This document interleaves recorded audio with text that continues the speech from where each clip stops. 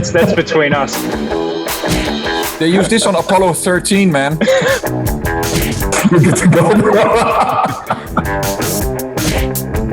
Reserve me one. Gentlemen, thank you so much for joining me for this category called the Batshit Crazy Watch. I'd also like to sort of hyphenate this category and call it like the Batshit Crazy / watch that will probably get me killed if I wear it walking around any major city, right? Because the problem is like, right now, watch crime is unfortunately rampant. And a lot of times when you get a decent watch on, you make yourself a target. But the watches that I saw this year are so compelling that I would be willing to die just to wear them. So for me, that watch, so in some ways I feel like it's a little bit of a pity because of all the, comments related to the Black Panther watch.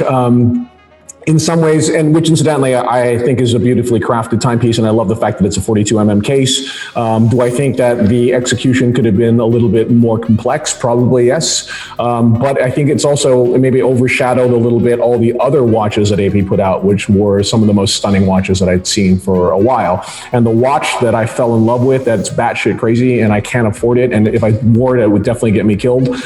Maybe not in Singapore, but in any other major city, is the titanium tourbillon with the green sort of tapestry. It's a flying tourbillon, and then it's got a platinum bezel set with emeralds. Like, that watch is insanely cool. And like, I don't have a gem set watch, but deep inside, like, I have a real kind of rapper sensibility. Unfortunately, it's not matched by a rapper size wallet, but I would love to wear this watch, even if it was just for a few minutes before someone killed me for it and took it off my wrist.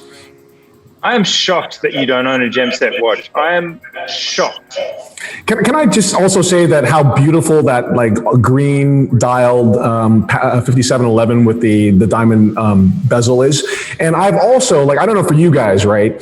I've actually like lost friendships or come close to losing friendships like in the last couple of weeks because like random people, like my friends who have no idea how hard it is to get this watch, right, will call me up and be like, hey, wait, can you get me one of these watches? And I'm like, no one can get you this watch, bro. Like, no one can, And incidentally, I also hear it's an application piece, but that's not what they want to hear. Like, I mean, for you guys, right, Robert, Jan, Frank, Andrew, because we work in watch journalism, do your friends just automatically assume that you can just, magically pluck a, sea dweller or submariner or Daytona out of the air?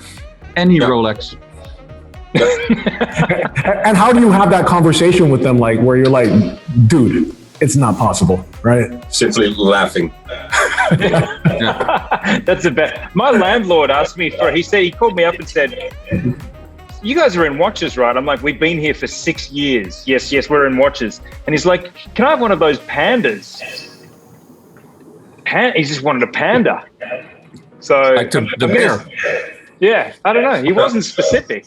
But so I'm going to send him a Dan Henry and ask to have half the rent reduced for the month. Some of the Dan Henrys are pretty dope. Okay, so good. Andrew, what is your batshit crazy watch for the year?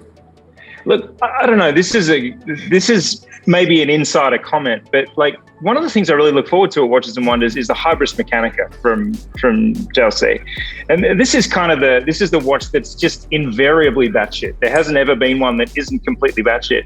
And just for the people playing along at home, like they started out just naming the editions, so Hybris Mechanica 1, 2, and so on.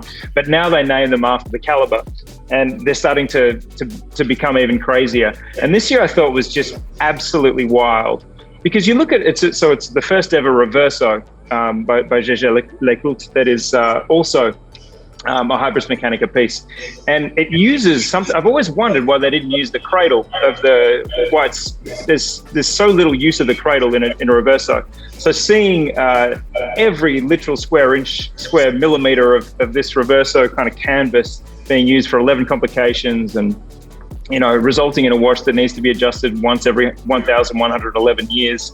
To me, that is absolutely nonsense. But I'd probably survive a machete attack. I think they'd probably go for you before me, Wei, because they'd look at it and say, oh, it's a reverso, But so I found that one, again, like JLC satisfyingly blew the mind again. And it's one of those regular things year to year where those pieces are they're just absolutely wild. And it shows. It's just that flex from a true watchmaker where it's like, it's that time again. It's kind of like Bulgari with all their record breaking now. It's like, do we have to pretend to be surprised anymore? Like, you know?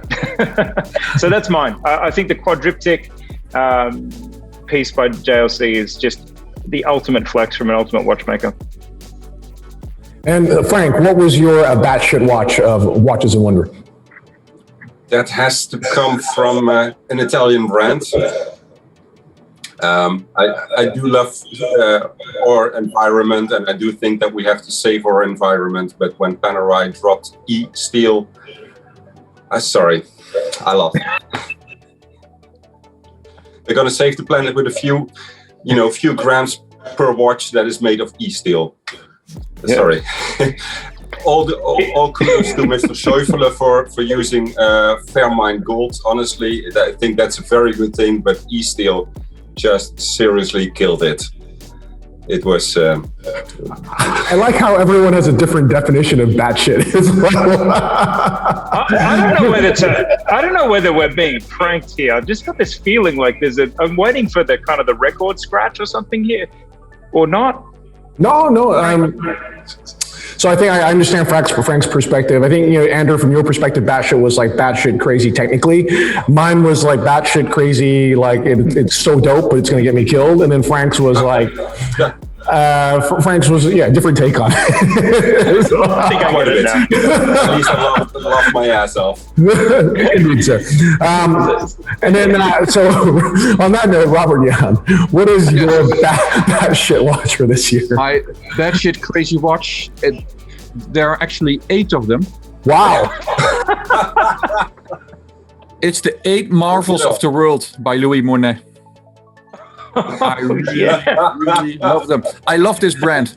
I love the guy, the Jean-Marie Schaller, and I really love what he does. And to me, it's like a crazy pieces. I mean, it's something totally unnecessary, and it's a tourbillon, beautiful watch. But I think the batshit crazy thing for me is in the cases. And my favorite of these 8 is the Colosseum watch, and they have the Colosseum, they have the Great Wall of China, they have the Petra, the pyramids, the Taj Mahal, and some other marvels of the world. And you can just say, I don't need to be at the Great Wall. I have it. Is the Speedy Tuesday one of the models? It should be the first one actually from the 8. But RJ, what's the next Speedy Tuesday watch going to be? Come on, you can tell us. It's just the 4 of us. It will have a chronograph. No way.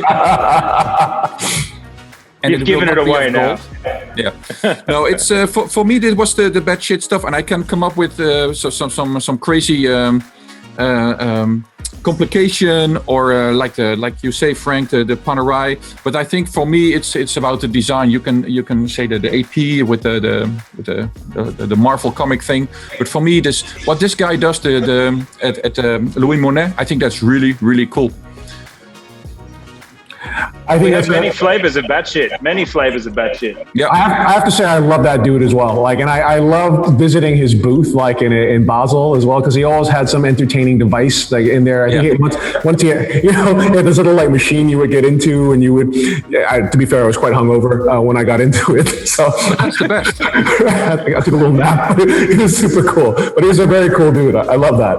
Yeah. Well, gentlemen, thank you so much for joining me and sharing your shit or your batshitness.